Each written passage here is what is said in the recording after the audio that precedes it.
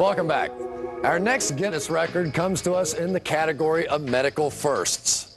As we come to you tonight, Dr. Victor Spitzer of the University of Colorado is working in his laboratory slicing hundreds of pounds of human flesh and bone.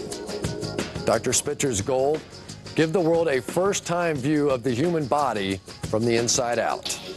Now, I caution you, the video that you're about to see is extremely graphic. For centuries, the practice of dissecting the dead has offered doctors a unique opportunity to understand and aid the living. The detail a physician can glean with a strong overhead lamp and a sharp scalpel, however, is limited.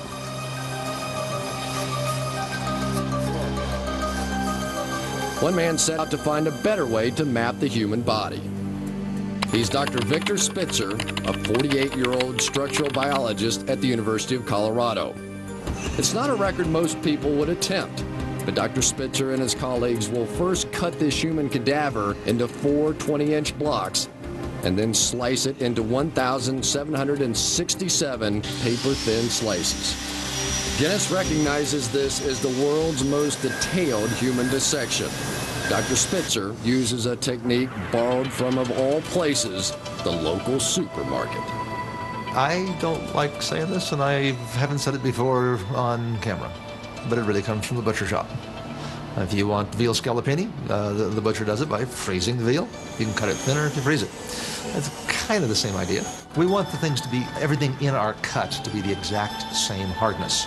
Who is this first man to be diced into paper-thin slices by Dr. Spitzer and his colleagues? His identity may shock you. He's convicted serial killer Joseph Paul Jernigan. When he was alive, he preyed on the weak and was a drain on society.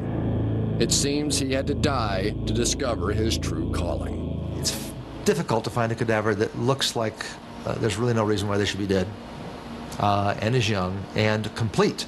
It's not difficult to find a young, good torso or head or leg, but the complete body is difficult. 39-year-old Jernigan, who was executed in a Texas prison by lethal injection, willed his textbook body to science.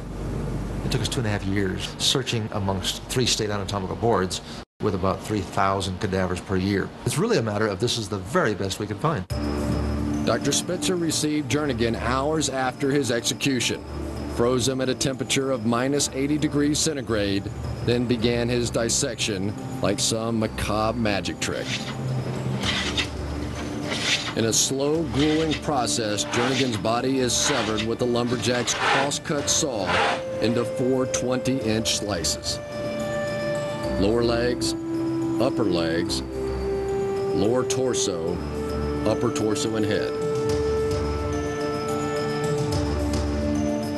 Before Jernigan's dismembered body parts are fed into the slicer, they are first drenched in blue gelatin, then refrozen into 2-foot ice blocks.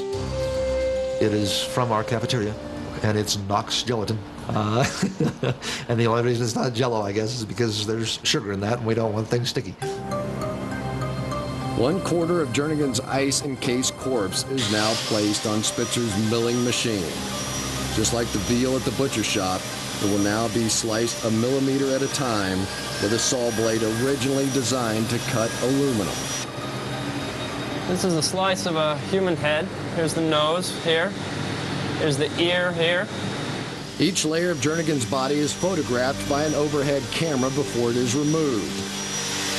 Now, instead of an anatomical book, What was that last number? a computer saves the data.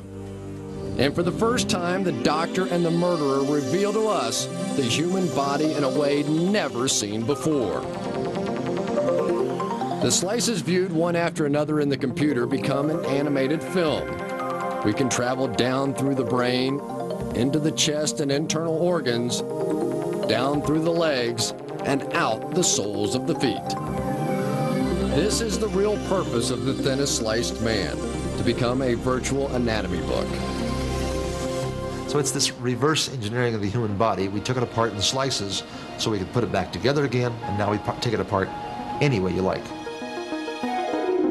Since entering the Guinness Book in 1994 as the first cyber cadaver, Jernigan has been joined by a mate. Her identity is a well-guarded secret, but this 59-year-old Maryland woman holds a Guinness record of her own. She is the world's thinnest sliced human. Improvements in technology allowed Spitzer to slice her almost 3 times as thin as her male counterpart. That's 1/3 of a millimeter, about the width of a human hair. Slice isn't even the right word anymore. This woman was literally shaved into dust, 3 times thinner than the world's thinnest sliced man. We're really destroying that slice, if you will, in the process, but we already captured the picture. After each block is completely milled, the remains are reunited one final time. Treating it like all other cadavers that we utilize within an institution, everything's cremated. Well, here we collect every small piece and cremate it all as one cadaver. Ironically, this collection of computer cadavers may one day replace flesh and blood corpses as surgeons learn to navigate the human body. So we want to simulate surgery, not by using a cadaver, but by using the virtual cadaver. We want to make him act like a live human. What do I mean act? Maybe I mean react. If you cut on his tissue, we want it to open up. We want it to bleed. We want it to react as though that were a live patient. The possibilities for this computer mortuary continue to grow, and that keeps Dr. Spitzer's saw sharp and busy.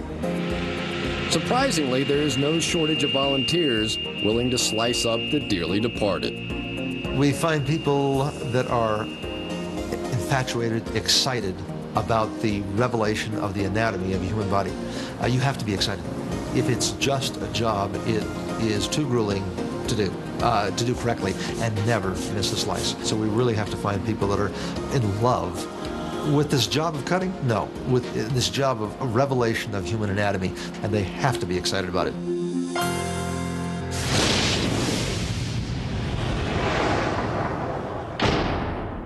Here's just a sample of what you'll see on Guinness World Records Prime Time in the weeks to come.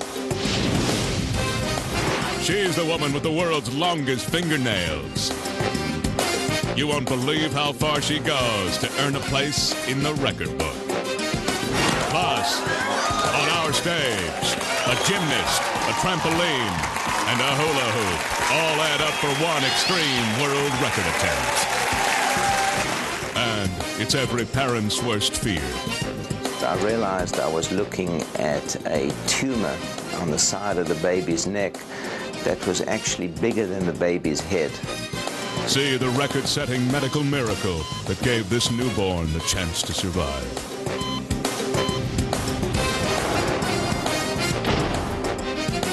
If you want to break or set a record here on Guinness Primetime, we want to hear from you.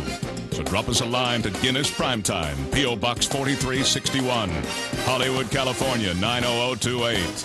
Or give us a call at 1-888-751-8088. Or visit our website at www.guinnessrecords.com. That's our record-setting show for this evening.